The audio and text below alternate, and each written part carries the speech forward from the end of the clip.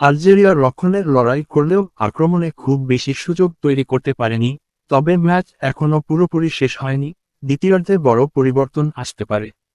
Lionel মেসির এক দুর্দান্ত ও কিছুটা নস্টালজিক গোলই এখন পর্যন্ত ম্যাচের পার্থক্য গড়ে দিয়েছে।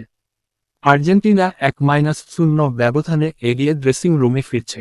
প্রথমার্ধ শেষের বাঁশি বাজিয়েছেন রেফারি। আপাতত বিরতিতে যাচ্ছে দুই দল।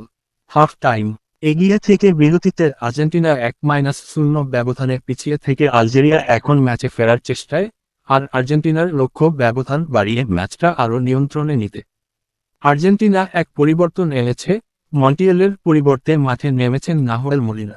রেফারির বাঁশির সঙ্গে সঙ্গে দ্বিতীয়ার্ধ শুরু করেছে আলজেরিয়া। তারা মাঠের বাম দিক থেকে ডান দিকে আক্রমণে শুরু করেছে। দ্বিতীয়ার্ধর শুরু 1-0 ব্যবধানে এগিয়ে থাকা আর্জেন্টিনা এখন আক্রমণে আরও গতি আনার লক্ষ্যে এই পরিবর্তন করেছে।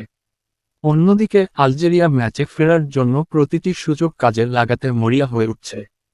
লাউতারো মার্তিনেজ এবং ম্যাক অ্যালিস্টারকে তুলে নেওয়া হয়েছে। তাদের জায়গায় মাঠে নেমেছেন অ্যাটলেটিকো মাদ্রিদের জুটি, জুলিয়ান আলভারেজ এবং নিকো গঞ্জালেস। 55 মিনিটে ম্যাচের প্রথম বড় পরিবর্তন এনেছে আর্জেন্টিনা। এটি বিশ্বকাপে মেসির 15তম গোল, যা তার বিশ্বকাপ ইতিহাসে আরেকটি বড় মাইলফলক। ম্যাচে এখন পুরো নিয়ন্ত্রণ আর্জেন্টিনার হাতে। গোলরক্ষকের সেভগুলির সুযোগ নেন মেসি।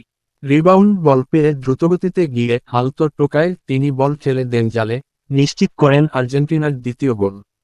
নিজেদের অর্ধ থেকে লম্বা পাস বাড়ান এমিলিয়ান মার্তিনেজ। বলটি গিয়ে পড়ে ম্যাক অ্যালিস্টারের কাছে, যিনি বক্সের বাইরে থেকে নিচু শটের চেষ্টা জাল খুঁজে নিতে। তবে আলজেরিয়ার গোলরক্ষক লুকা জিদান সেই শটটি ঠিকভাবে ধরতে ব্যর্থ হন। আবারও জ্বলে উঠলেন মেসি। 7তম মিনিটে তার দ্বিতীয় গোলে আর্জেন্টিনা আলজেরিয়ার বিপক্ষের ব্যবধান 2-0 করে ফেলল। আবারও মেসি ম্যাজিক, আর্জেন্টিনার ব্যবধান দ্বিগুণ।